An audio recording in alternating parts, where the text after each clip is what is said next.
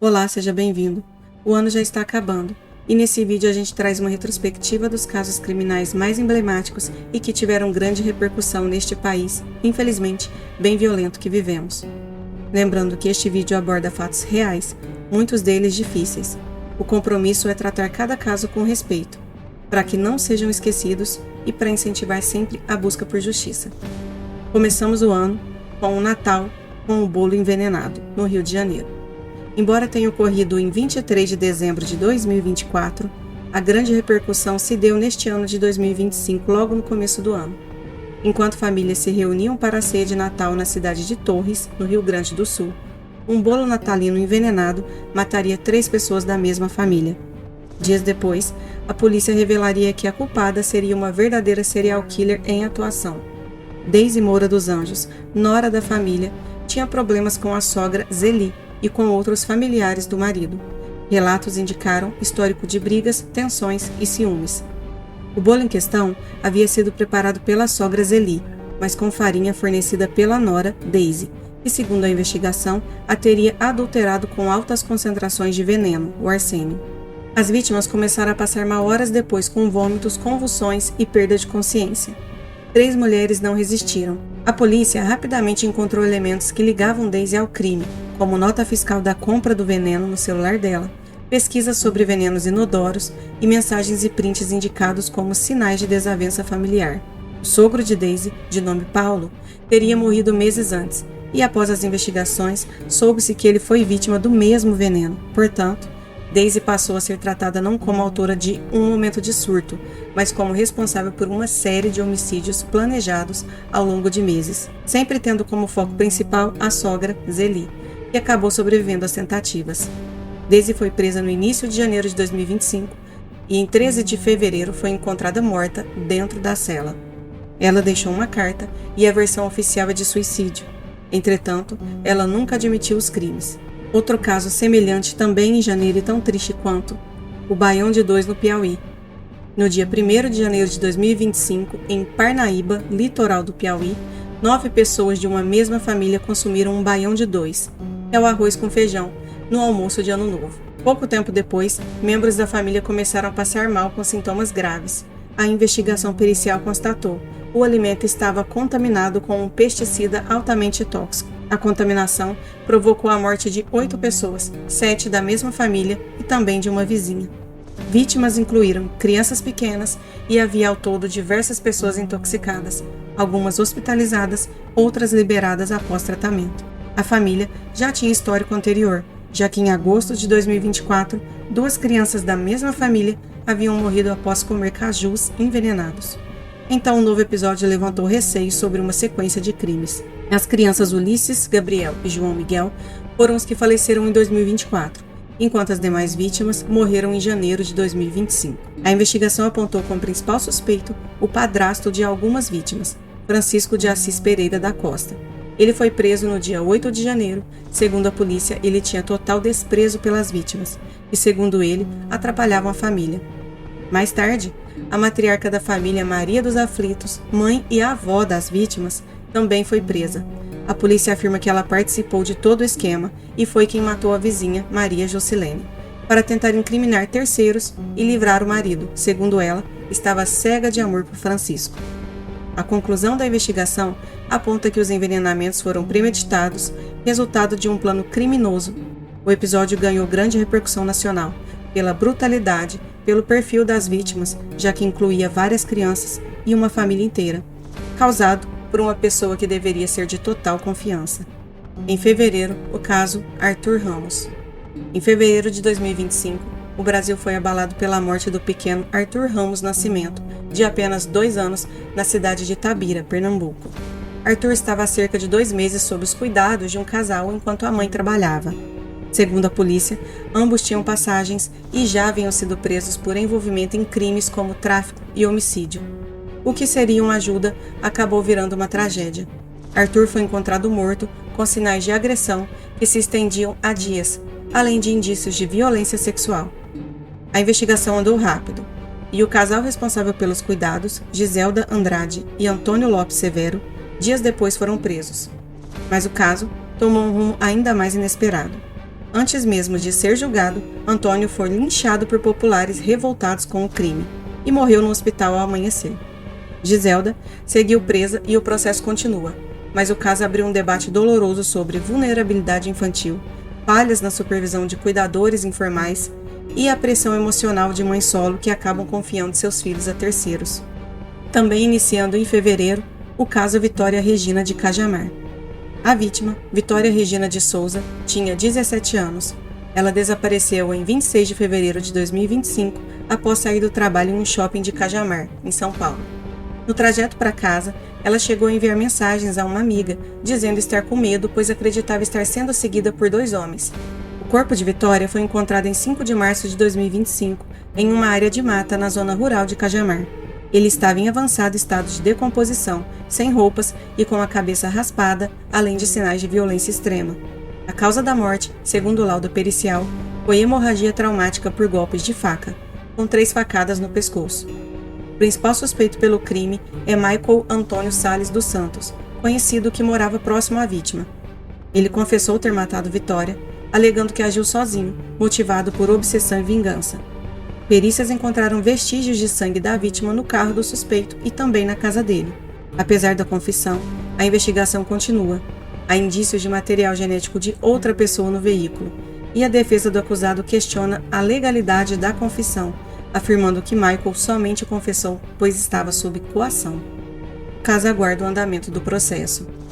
Em março, o caso do menino Theo, jogado da ponte pelo próprio pai.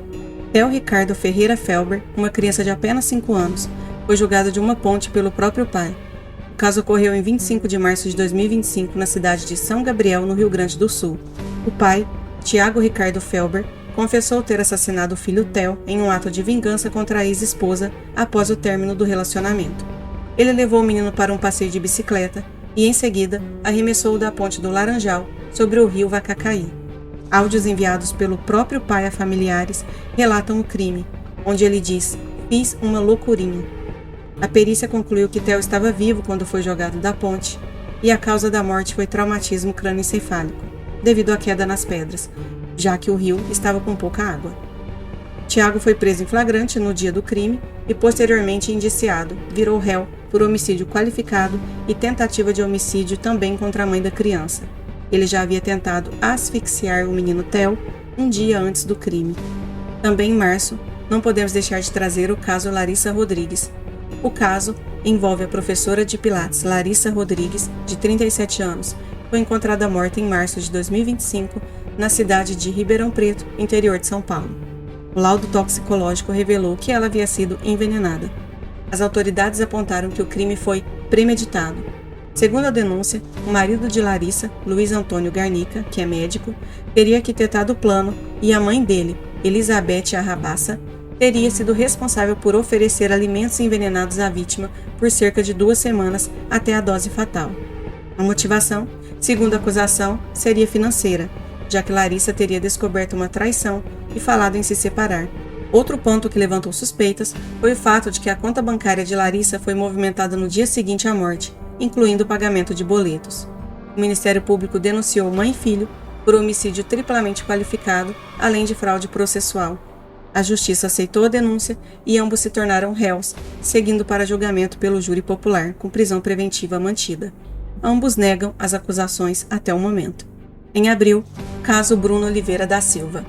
Bruno Oliveira, de 28 anos, desapareceu na noite de 13 de abril de 2025. Ela havia saído da casa do namorado no Butantã, São Paulo, pegou o metrô e desembarcou na estação Corinthians Itaquera, zona leste de São Paulo, a caminho de casa. Câmeras de segurança registraram que ela foi seguida por um homem enquanto caminhava perto da estação, e tempos depois, o vídeo mostra o suspeito a agarrando por trás. O corpo de Bruna foi encontrado no dia 17 de abril nos fundos de um estacionamento na Avenida Miguel Inácio Cury, na Vila Carmocina, também na zona leste. Ela estava seminua com sinais de violência. A polícia identificou o suspeito como Esteliano José Madureira, com a ajuda de um retrato falado gerado por inteligência artificial baseado nas câmeras de segurança. O possível autor do crime, Esteliano, foi encontrado morto na noite de 23 de abril de 2025 na Avenida Morumbi, zona sul de São Paulo. Ele apresentava ferimentos graves, foi baleado na nuca e tinha mais de 10 perfurações por faca ou objeto cortante. O corpo estava enrolado em lona, com as pernas amarradas. A polícia investiga a hipótese de que ele tenha sido executado pelo que se costuma chamar de justiça paralela, ou seja, supostamente por uma facção criminosa. Acerca da vítima, Bruna, que era estudante, recebeu da Universidade de São Paulo um diploma póstumo de mestrado, curso que ela fazia em mudança social e participação política. Em maio, casa Adalberto, encontrada em um buraco em Interlagos. Em 30 de maio de 2025, o empresário e piloto amador Adalberto Amarílio dos Santos Júnior, de 41 anos, desapareceu depois de participar de um evento de motos no Autódromo de Interlagos, em São Paulo. Ele foi visto pela última vez circulando pelo autódromo, aparentemente sozinho. Após 4 dias de buscas, no dia 3 de junho, trabalhadores encontraram o corpo dele dentro de um buraco numa área de obras do autódromo. Adalberto estava sem calça e sem tênis, mas o capacete e o celular estavam próximos. A cena chamou atenção porque não havia sinais de queda acidental compatível com aquele tipo de obra. Entretanto, o laudo pericial indicou a presença de terra em suas vias aéreas, sugerindo que ele pode ter sido colocado ainda vivo naquele local. Em julho de 2025, a polícia identificou 2 suspeitos de envolvimento no crime e 4 pessoas foram levadas para depor na delegacia. A principal hipótese apurada é de que o empresário se envolveu numa briga com os seguranças quando atravessava uma área restrita do autódromo. A investigação classificada como de difícil elucidação pela polícia e continua em andamento, e até o momento ninguém foi preso pelo crime. Caso Jefferson de Souza Santos, uma execução em vídeo, em junho. Na noite de 13 de junho de 2025, uma abordagem policial no centro de São Paulo se transformou em um dos casos mais chocantes do ano. Jefferson de Souza Santos, 38 anos, vivia em situação de rua em São Paulo. Ele estava sob o viaduto 25 de março, quando 2 policiais militares se aproximaram para uma suposta verificação de rotina. A primeira versão oficial afirmava que Jefferson teria reagido à abordagem. Segundo os relatos iniciais, ele ofereceu risco e precisou ser contido a tiros. Mas poucas horas depois, as imagens das câmeras corporais foram analisadas e outra versão apareceu. O vídeo mostrava Jefferson desarmado, rendido e chorando, com as mãos para trás. Ele teria dito à polícia que era procurado por estupro e agressão. Ele não avançou e não reagiu, não ofereceu risco. Ainda assim, os policiais efetuaram 3 disparos de fuzil a curta distância. As imagens se espalharam rapidamente, gerando indignação nacional. Organizações de direitos humanos, autoridades e a própria Secretaria de Segurança se manifestaram. O caso, visto como execução de um vulnerável, abriu uma discussão intensa sobre violência policial e responsabilização. Com as provas, os policiais Alan Wallace Moreira e Danilo Gerrin foram presos preventivamente. O Ministério Público denunciou os 2 por homicídio doloso qualificado, com as qualificadoras de motivo torpe e impossibilidade de defesa da vítima. Hoje o caso está nas mãos da Justiça de São Paulo e os policiais respondem criminalmente, mas ainda não houve julgamento final. Em julho, o caso Soraya Tatiana. Em 18 de julho, a respeitada professora de História Soraya Tatiana Bonfim França, de 56 anos, que residia em Belo Horizonte, Minas Gerais, foi morta pelo próprio filho, Matheus França Campos, após uma discussão por dívidas e problemas financeiros causados por apostas online, as famosas bets. Segundo a investigação, por meio de um mata-leão, ele estrangulou a mãe dentro de casa, colocou seu corpo no carro dela e abandonou debaixo de um viaduto em Vesparciano, Minas Gerais. O corpo foi encontrado em 20 de julho.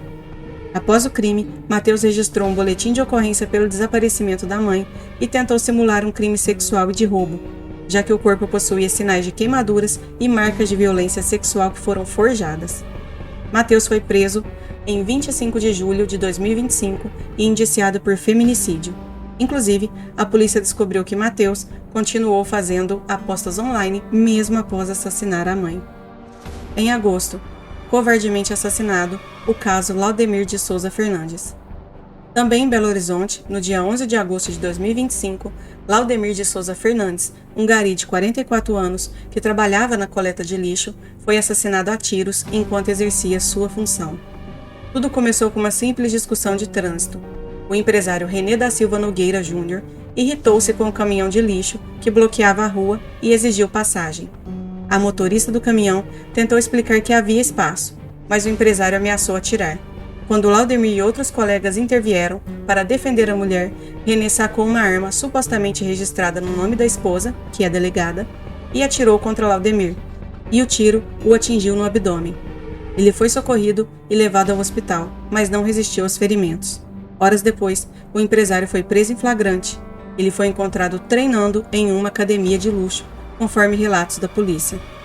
No dia 18 de agosto de 2025, ele confessou o crime, admitindo que efetuou o disparo após a discussão de trânsito e que havia utilizado a arma da esposa sem o consentimento dela. O caso gerou grande comoção. Familiares, colegas de trabalho e autoridades reagiram com indignação. Houve manifestações públicas e o assassinato de Laudemir evidenciou o uso letal da violência por motivo trivial. Ainda em agosto, triplo homicídio de grande repercussão ocorrido em Ilhéus. O caso envolveu 3 mulheres encontradas mortas em uma área de vegetação na Praia dos Milionários.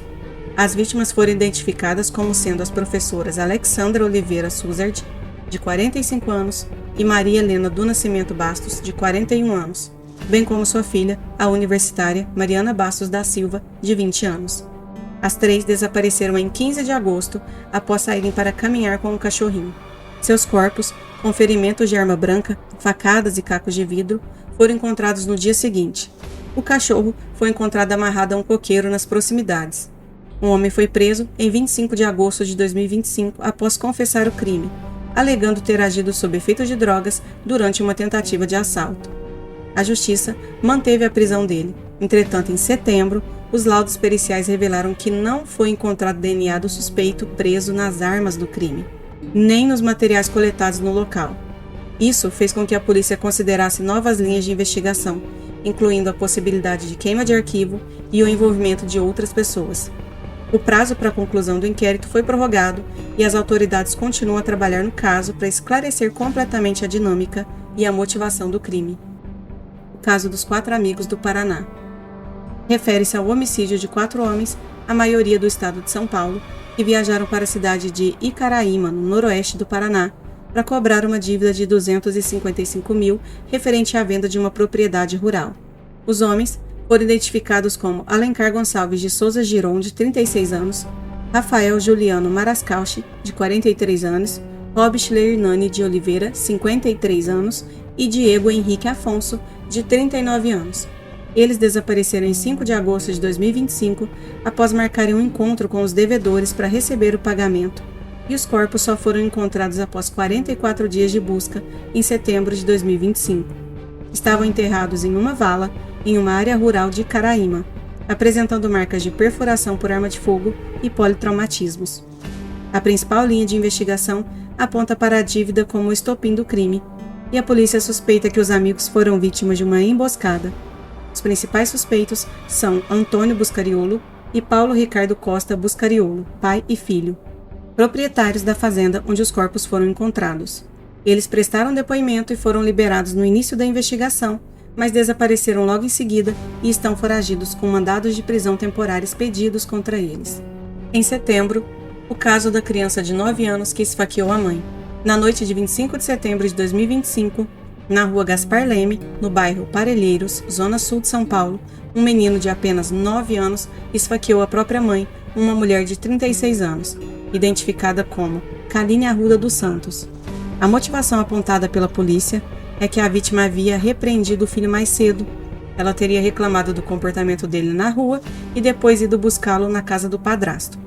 Após uma nova bronca, o menino pegou uma faca na cozinha e a escondeu sob a manga, e ao se aproximar desferiu um golpe no abdômen da mãe.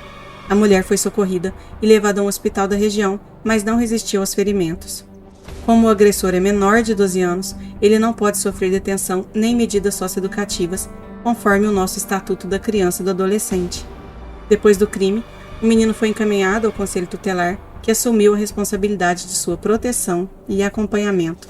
Uma vítima inocente, uma criança agressora, e o fato de, por lei, não haver nenhuma detenção, o que levanta dúvidas sobre a nossa justiça, proteção e se há mesmo reais chances de reabilitação.